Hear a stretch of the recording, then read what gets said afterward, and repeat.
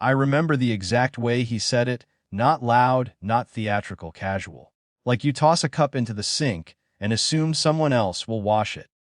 Why don't you just disappear? My younger brother said, eyes still on his phone. No one wants to see your face anyway. It happened in the kitchen, mid-afternoon, while the kettle warmed and the clock hummed. My parents were in the living room, half listening to a game show. No one reacted. Not because they agreed, not because they didn't care, because comments like that had become background noise. I didn't respond. That surprised him. It surprised me too. I stood there long enough for the kettle to click off, then poured the water down the drain and went to my room. I closed the door softly. I sat on the edge of the bed and tried to figure out what I felt. It wasn't anger. It was recognition. There are sentences that land because they're true in the moment, and sentences that land because they summarize years you've been trying not to name. That was the second kind. I'd always been present in ways that didn't register as presence. I handled the bills my parents forgot. I kept track of deadlines. I mediated fights. I stayed late at work because overtime meant groceries wouldn't be an argument. I existed as a function, not a person. Useful, quiet, replaceable. And suddenly, replaceable didn't sound like an insult. It sounded like permission. I didn't announce anything. Disappearing doesn't require drama. It requires follow-through. Over the next 2 days, I did what I'd always done, handled logistics, but this time for myself. I moved my direct deposit. I canceled the phone plan I paid for and transferred my number. I emailed my landlord friend about a short-term sublet. I packed what was mine. I left what wasn't. The hardest part wasn't leaving the house. It was leaving the roles. The reflex to remind. The urge to fix. The muscle memory of anticipating needs that weren't spoken. When I walked out, it was early. No one was awake. I set my key on the counter. I didn't leave a note. Notes invite interpretation. Absence is clearer. The first day felt unreal. The second felt wrong. By the third, the quiet started to settle into something steadier. I slept without listening for footsteps. I ate when I was hungry. I didn't check my phone every 10 minutes. They noticed, of course, just not immediately. At first it was text that assumed delay. Where are you? Then irritation. This isn't funny. Then confusion. Did something happen? I didn't answer, not because I wanted them to worry, because responding would have pulled me back into the familiar orbit, where explanation becomes obligation. The shift came when authority entered the room. It wasn't a screaming fight or a confrontation. It was a late notice taped to the door. A service interruption.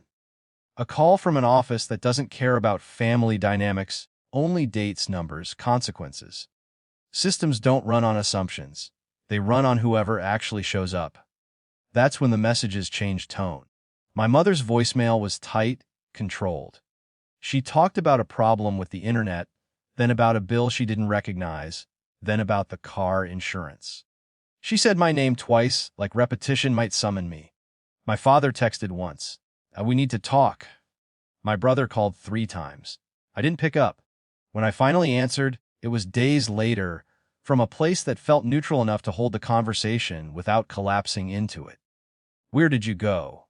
My mother asked. She sounded tired, not angry, just off balance.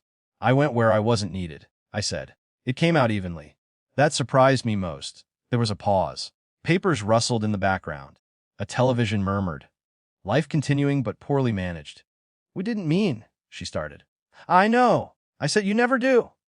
My father took the phone. You can't just disappear like this. I smiled at the irony but didn't point it out. I can. I did. That's not fair, he said, and I could hear the strain now. We're dealing with a lot. You always were, I said. I was just absorbing it. Another pause. Longer this time. My brother's voice cut in, defensive. So what? No, I said. I'm respecting what you asked for, he scoffed. I didn't mean it like that. I know, I said again. You said it like it was nothing. Silence. Not dramatic. Just the absence of an easy counter. Finally, my mother spoke. Can you come back? Just to help us get through this part. There it was. Not an apology. A request for restoration. for the system to reboot. I closed my eyes and felt the old instinct rise, the one that says fix it, smooth it over, be reasonable. I let it pass. I'm not coming back, I said. And I'm not fixing this?